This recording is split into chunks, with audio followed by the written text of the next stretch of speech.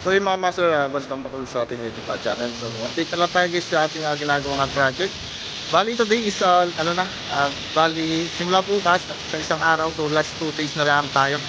So hanggang dito na lang muna tayo kasi agad na yung natin sa ating project para sa pagpapagawa. So ano na rin naman to, pag na lang naman yung aming iwan natin, so pintura na lang. Ayun, napasok tayo. So ito mga master, bali tapos na naman natin tayo video guys yung ating carries. So ayun, mga master, ito yung tiles natin sa labas. So ground, katulad ng hotel pa tayo. Ayun na, inakita kailangan inform na dito yung ating naka-door line. So okay na. So yung galing sa taas ng tubig, ating dot spot sa bubong. So dito pa po pa tayo sa baba. So magkakaroon dito guys na hatch space at saka dito sa isa. So itong kapila ng mga master, so okay na rin, tapos na rin naman. Then nag-energize na rin pala tayo mga master ng isang tayo dito. So okay na, kinapit ko na rin sa ating material.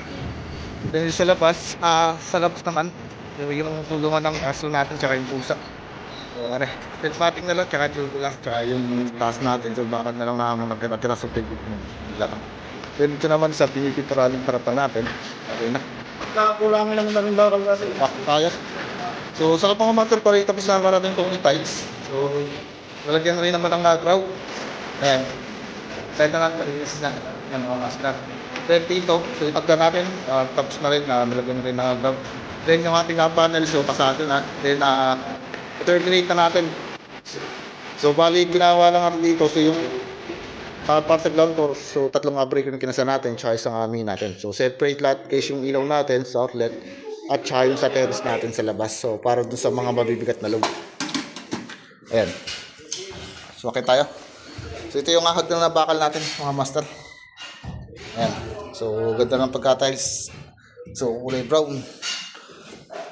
So dito naman isa tapos na mga master. Tiles. Ayan. So okay na rin. May grout na. Then yung ating sliding door na binakbak sa baba. So naikabit na rin dito. Kahapon. Ayan. So okay na mga master. So okay. Testingin natin. So smooth na smooth. Yan, so na-unlock natin. Okay. So yan. Then dito sa labas, ayan. Tapos na rin naman ito i-grout. So kunting linis na lang. Then napinturahan na rin natin itong mga master. Ayan. So yung kisame natin, binatakan na rin ng ano. So bali dalawang patong yata ito, so isang patong na lang para pumuti lang yung ating terrace dito. So ito, bali maputi na yung harapan natin. Ayan. Bali last 2 days na lang tayo, so uwi na muna tayo mga master.